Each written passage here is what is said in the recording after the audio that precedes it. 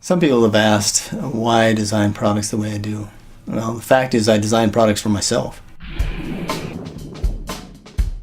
To maintain that status that I have as an ex-wrestling captain, to be able to take them down. And you just can't do that unless you've got the energy and the stamina to go forward.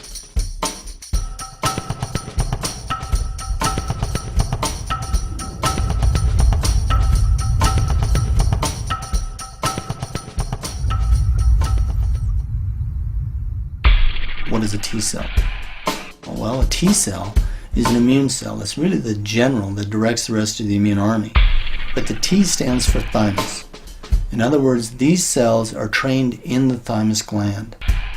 When a T cell is first born, it's born as a very immature cell that's released from the bone marrow, travels through the bloodstream to the thymus, is then educated and differentiated, and at that point it should be able to read the transfer factor message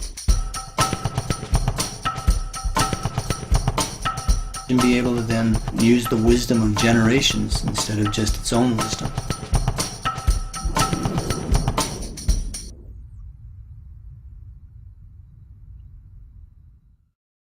Transfer factor had originally been discovered in 1949 as an extract of white blood cells.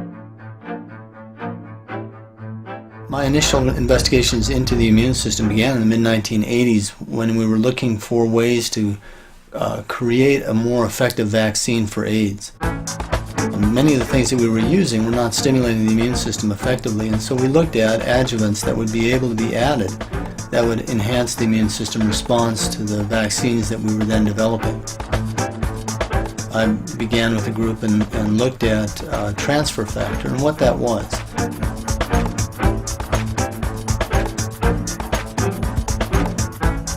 We are mammals, and our profile that our mothers provided us was much closer to the profile of another mammal, in this case the cow.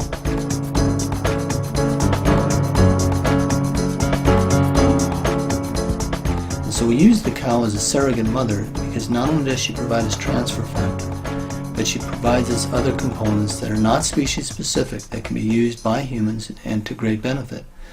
And so these are called the proline-rich polypeptides. When we looked at designing this new product, one of the things we asked ourselves is, when does transfer factor fail?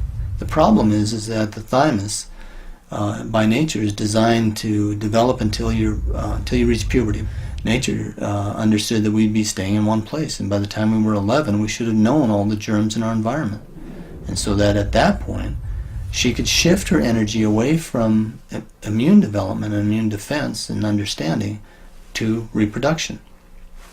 Well, the problem with that is that we travel.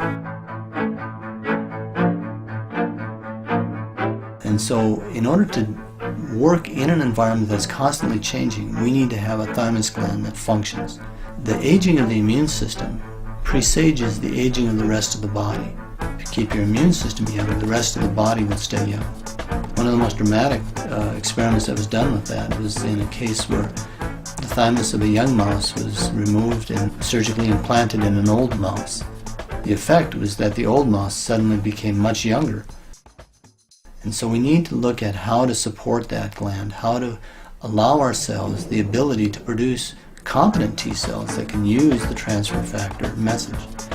And the best way that's been found to do that is to actually use thymus supplements.